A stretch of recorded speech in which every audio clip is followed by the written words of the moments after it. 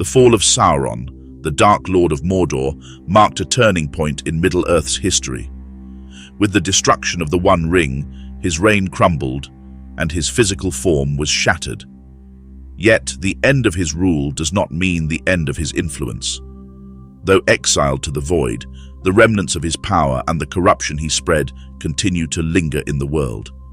Let's explore together the lasting effects of Sauron's malevolent presence, the challenges the Free Peoples face in the aftermath of his fall, and the ever-present possibility of his return. The fall of Sauron. The final moments of Sauron's rule over Middle-earth are as sudden as they are dramatic. For centuries, Sauron had been the embodiment of evil, manipulating the very fabric of the world to his will. His armies of orcs, trolls, and other monstrous creatures, as well as his network of spies, agents, and corrupt rulers, were scattered across the lands of Middle-earth, all working toward one singular purpose: the dominance of Sauron over all. But that dominion is brought to an abrupt and irreversible end when the One Ring is destroyed in the fires of Mount Doom. To understand the depth of Sauron's fall, one must appreciate the unique relationship between Sauron and the One Ring. The ring was not merely a tool of control, it was an extension of Sauron's very being. When he created the ring in the forges of Mount Doom, he poured much of his own essence and will into it. The ring was, in essence, a vessel for his power, an object that allowed him to dominate the minds of others and to bend the world to his will. As long as the ring existed, Sauron's power would be invulnerable. But when the ring is destroyed, everything changes. The moment Gollum's greedy hands lose their grip on the ring, the entire world seems to tremble. The power of the Dark Lord that had once been all-encompassing is suddenly gone. The very land of Mordor, once a vast wasteland teeming with life corrupted by Sauron's influence, begins to wither and break apart. The Tower of Barad-dûr, Sauron's impenetrable fortress, begins to shake. The massive obsidian spire cracks, its foundations destabilizing as the Dark Lord's power is unraveled. With every tremor, Sauron's reign collapses further. The great eye of Sauron, his most iconic manifestation of power, disappears as well, flickering out like a dying ember. It is in the final moments of the ring's destruction that the true extent of Sauron's vulnerability is revealed. His form, which had been anchored to Middle-earth through the ring, begins to disintegrate. The very nature of his being is tied to the object, and without it he loses the capacity to maintain any form in the physical world. His malevolent presence, once so pervasive and oppressive, dissolves like smoke in the wind. There is no grand final battle, no clash of armies or forces. His defeat is not a matter of physical combat. It is an existential undoing. Though his presence fades, Sauron's mind, and more importantly, his influence over Middle-earth, does not immediately vanish. The power of his will, which had been so deeply embedded in the land, takes longer to dissipate. As the physical manifestation of Sauron dies, his spirit is cast into the void, but it does not cease to exist. His dark influence, which had so thoroughly permeated the hearts and minds of men, elves, dwarves, and other creatures, remains imprinted on the world. While Sauron may have lost his ability to control the world directly, the echoes of his power continue to linger in the minds of his followers. However, as time passes and the lands are freed from his grasp, the darkness that had seemed eternal begins to recede. The orcs, trolls, and other monstrous creatures who had once been bound to Sauron's will lose their coordination. The powerful leaders of Mordor, such as the Witch King of Angmar and the other Nazgûl, find their control slipping. With no guiding force, they lose their ability to lead or organize effectively. Many of them are destroyed in the confusion, and those who remain are left wandering aimlessly.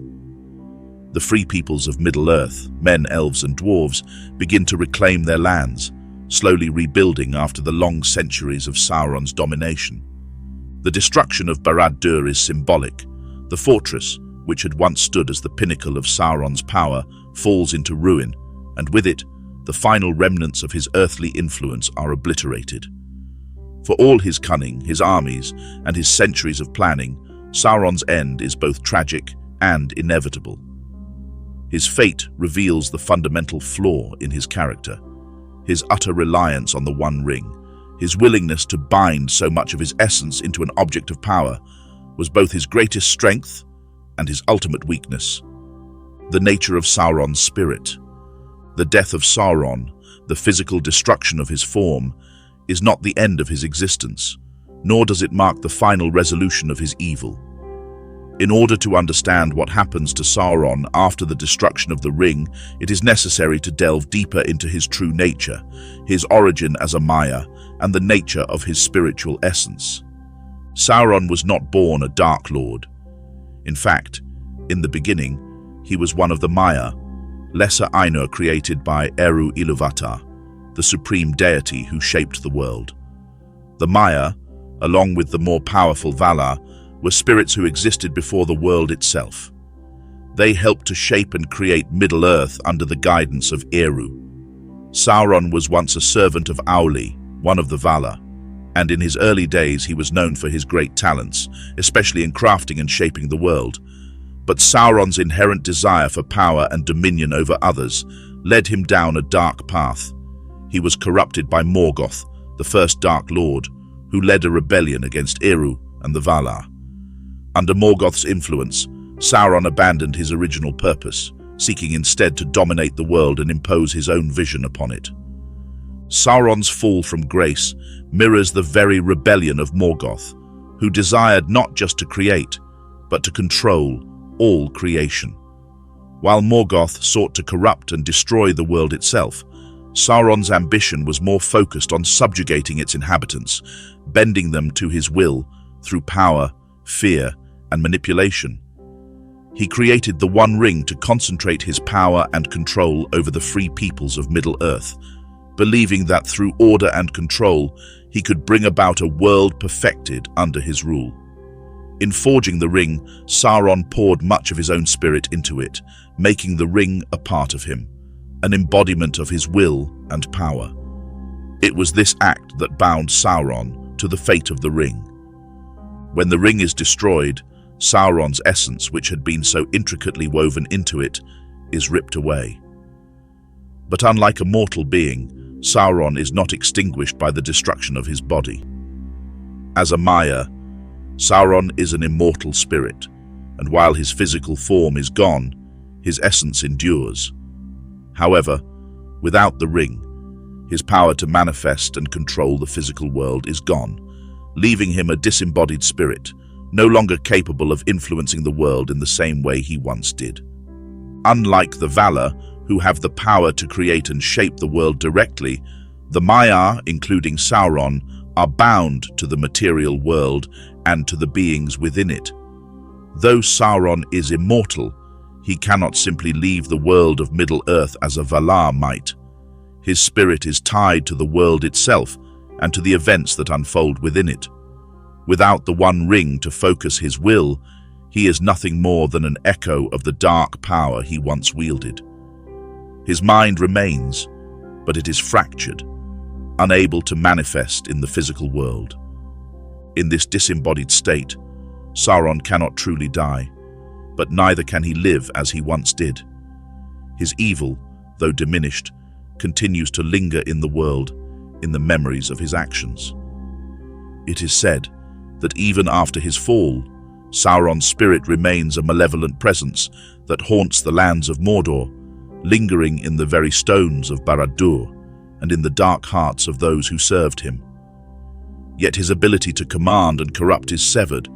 The very power that allowed him to shape the minds of men and elves is now gone. It is unclear what happens to Sauron's spirit after the fall of the ring. Some believe that his disembodied essence drifts through the empty spaces of the world, isolated and lost. Others suggest that Sauron's spirit may eventually fade into nothingness, unable to survive in such a diminished state. The true fate of Sauron's soul is never revealed explicitly in Tolkien's works, leaving his ultimate end open to interpretation. However, it is clear that he will never return to the world in the same form again. Sauron's defeat marks not just the end of his physical reign, but the end of an era. The destruction of the ring and the fall of Sauron signify the triumph of the free peoples of Middle-earth over tyranny and domination.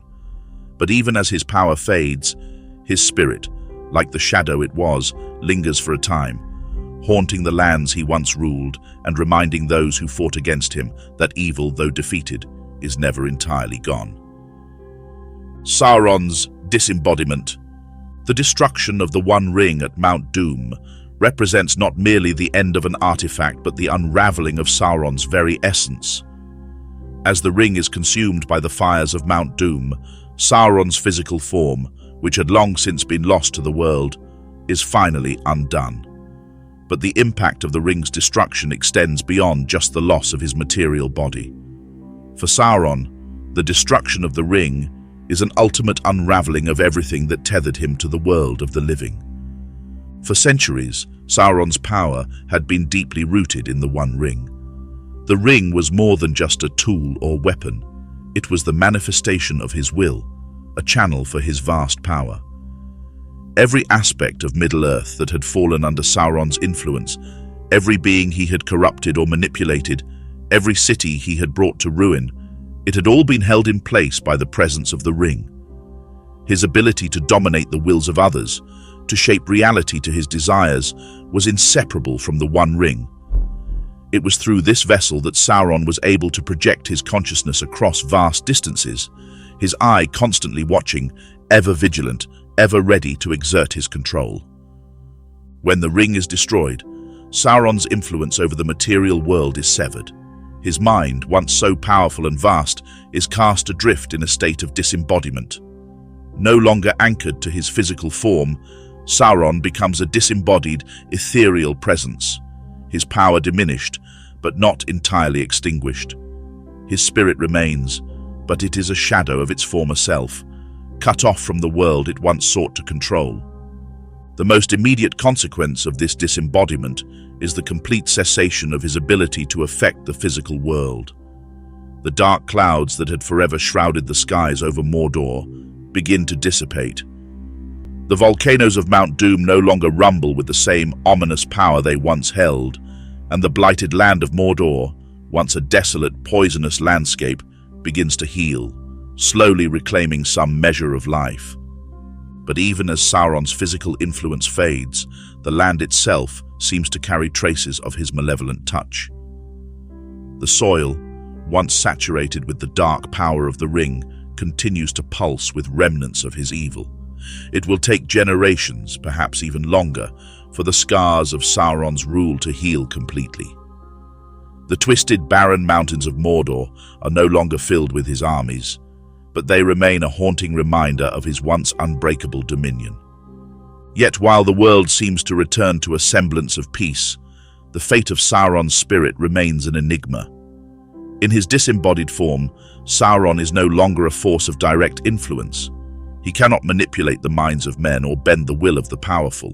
But Sauron's essence is not gone. It simply cannot be destroyed. As a Maia, Sauron's being is inherently indestructible. He is, in essence, immortal, existing outside of the mortal constraints of time and space. His spirit lingers, broken and diminished, but unable to truly die. There are no physical manifestations of Sauron anymore. His once dominating presence, represented by the eye and the oppressive weight of his power, is now a distant memory. But his spirit, though weakened, persists in the dark corners of the world. Without the ring, he cannot shape reality as he once did. He is no longer capable of summoning armies of orcs or commanding the great fortresses of Mordor. His influence is reduced to a faint, ephemeral presence, perhaps still lingering in the minds of his former followers, a lingering whisper in the darkness. Though he cannot touch the world directly, Sauron's spirit may have some influence over the weak-willed or those who are susceptible to evil. It is in these moments, when men are in despair or darkness threatens once more, that his presence may be faintly felt, a subtle temptation to return to the ways of domination and control. But it is all insubstantial, a mere echo of what once was. Sauron, in his current state, is a creature of darkness and isolation. With no physical body, no ring to focus his will, and no direct way to interact with the world, he is imprisoned in a place that is both outside the realm of the living and beyond the reach of any one being. He is neither dead nor truly alive, but suspended in a state of endless suffering and exile, unable to return to the material world or to exert his control over it. This state of disembodiment is not unlike the state of other spirits who have fallen from grace in the history of Middle-earth. Morgoth, his master, suffered a similar fate, cast into the void at the end of the First Age. But while Morgoth was an all-consuming force of destruction, Sauron's essence, though broken, is not destroyed.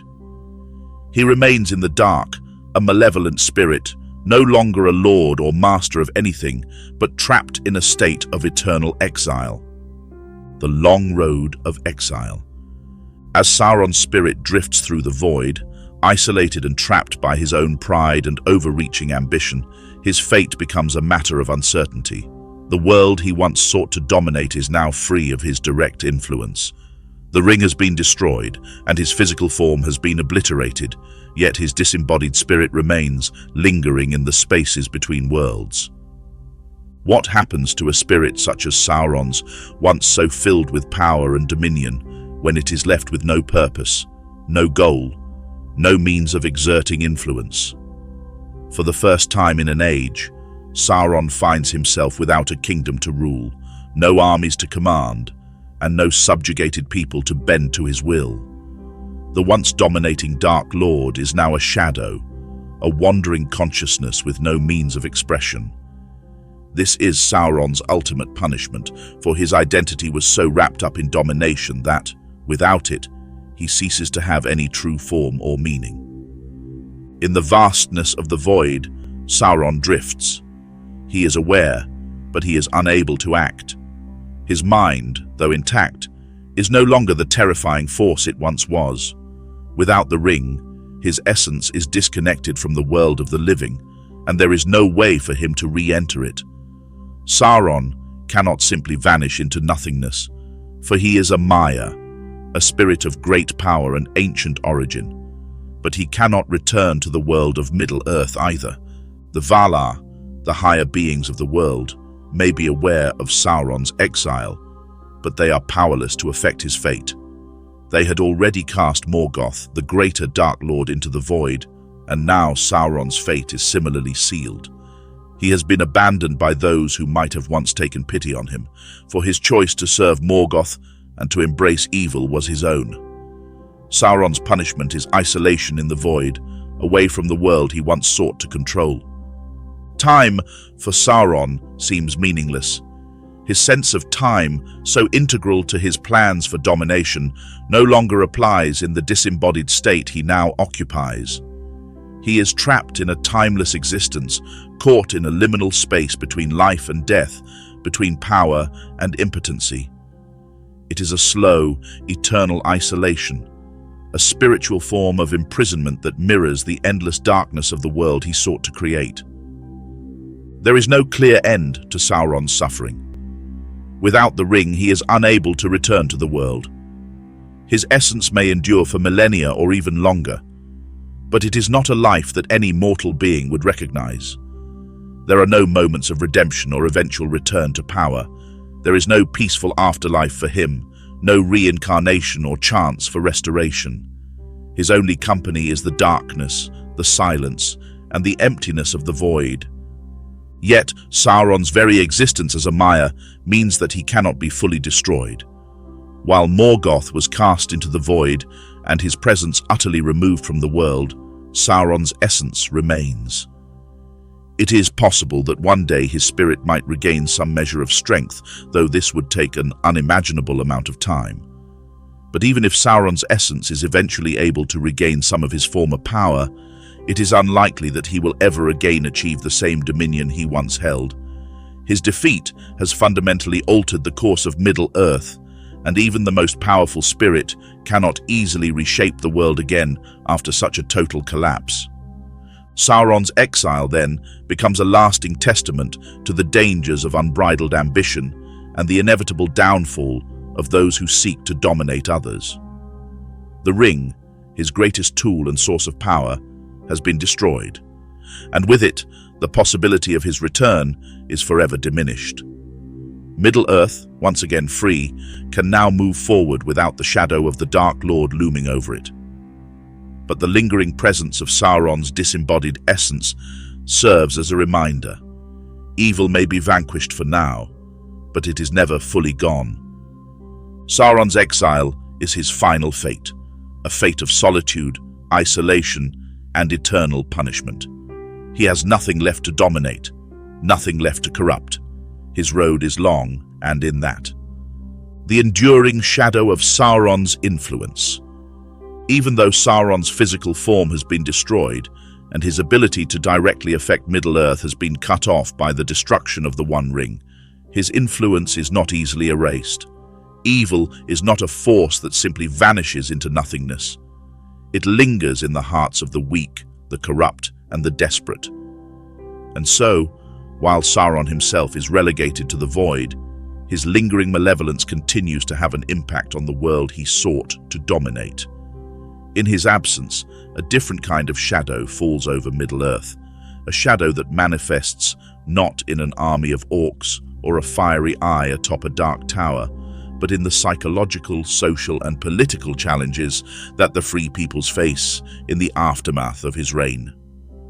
The destruction of Sauron's physical form was a victory, but the true work of rebuilding Middle-earth after his long dominion is just beginning. While the world is free from the Dark Lord's direct influence, the scars he left behind run deep. His malice is still woven into the fabric of Middle-earth in ways that cannot be easily undone. The corruption of Middle-earth's people. One of the most insidious ways in which Sauron's influence endures is in the hearts and minds of the beings of Middle-earth. The ring was not merely a tool of power, it was a tool of corruption. Those who came into contact with the ring, whether they were kings, warriors, or hobbits, found themselves consumed by the dark pull of Sauron's will. Even those who never directly served him, like Frodo Baggins, Boromir, and Gollum, felt the seductive grip of the ring. The corruption that Sauron sowed through the ring, through his agents, and through his manipulation of desire, cannot be simply undone by the destruction of the artifact. As the world moves into a new era, the people of Middle-earth must come to terms with the damage Sauron's reign has left on their minds. The leaders of the Free Peoples, including Aragorn, Galadriel, Elrond, and Gandalf, understand that Sauron's fall does not mean the end of evil. The ring may be gone, but the knowledge of its power and the allure of its domination still resonate. The lingering fear of Sauron's return hangs over the hearts of many, especially those who are weaker in will. For men, particularly the descendants of Númenor, the legacy of Sauron's manipulation is especially pronounced. The Kingdom of Gondor, once a proud and powerful realm, bears the weight of a long history marked by the shadow of Sauron's presence. The city of Minas Tirith, for example, stands as a monument to both resistance and vulnerability. While Gondor has triumphed in battle against the Dark Lord, it is forever scarred by his influence, both physically and spiritually. The memory of Sauron's power continues to haunt the royal bloodlines of Gondor, particularly the line of Isildur. The failure of Isildur to destroy the ring, his inability to resist its temptation, remains a lingering symbol of Sauron's reach and the susceptibility of men to corruption. Even as the new king Aragorn takes the throne, there are remnants of Sauron's long-lasting effects.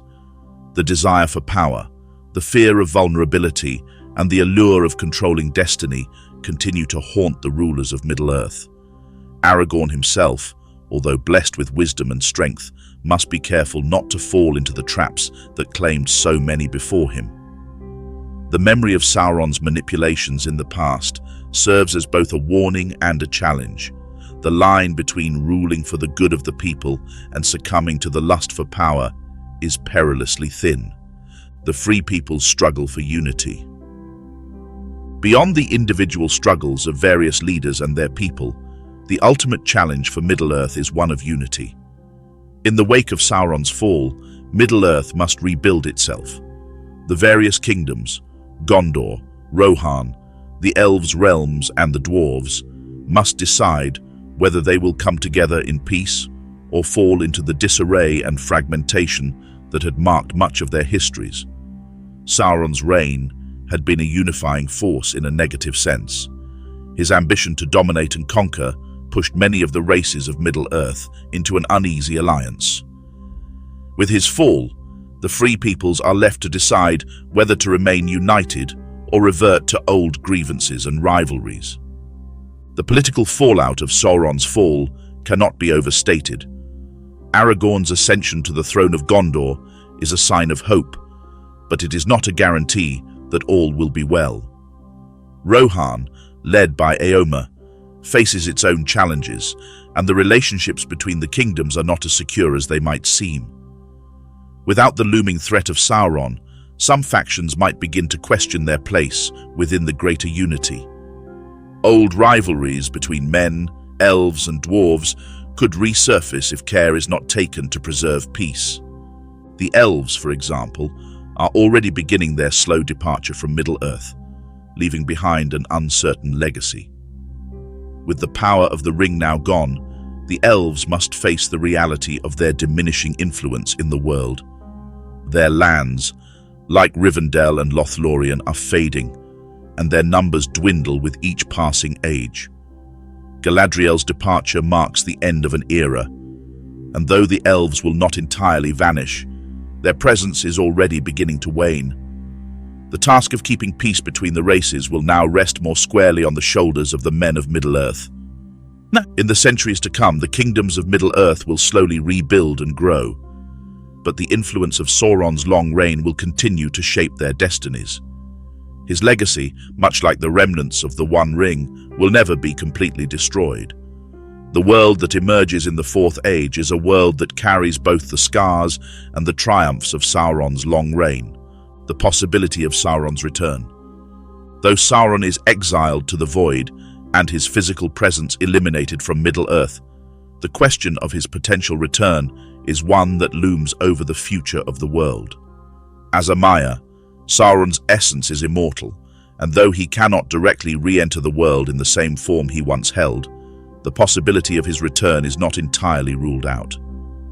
In the annals of Middle-earth's history, the boundary between the realms of the living and the spirit world is thin, and even the most powerful of spirits are not entirely beyond the reach of fate. The limitations of Sauron's power. The defeat of Sauron represents a monumental victory, not just in the defeat of a Dark Lord, but in the assertion that his vision of domination will not come to pass. The free peoples of Middle-earth, led by heroes like Aragorn and Frodo, have proven that the power of unity and courage can withstand even the most overwhelming of forces. However, Sauron's fall does not mean the end of all threats to peace. The destruction of the One Ring was a pivotal moment, but it was also the final act in a long history of resistance against Sauron's dark power. His ability to directly shape the world through the ring is gone, and his physical form was shattered. But the essence of Sauron, as a Maia, cannot be permanently obliterated. His spirit remains, and while it may be broken and diminished, it is not annihilated. The very essence of the ring, a manifestation of his malevolent will, has been scattered, but not destroyed. In that sense, Sauron's potential to return is still tied to the power of the ring and the corrupted spirits that served him during his reign. Without the One Ring, Sauron cannot regain his former might, but there are still traces of his power embedded in the world. The corrupted minds of men, elves, and other beings who once served him remain susceptible to the temptation of evil.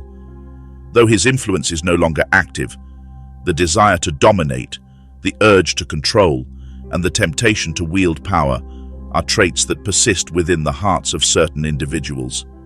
If these seeds of evil are left to grow unchecked, they could one day give rise to a new darkness.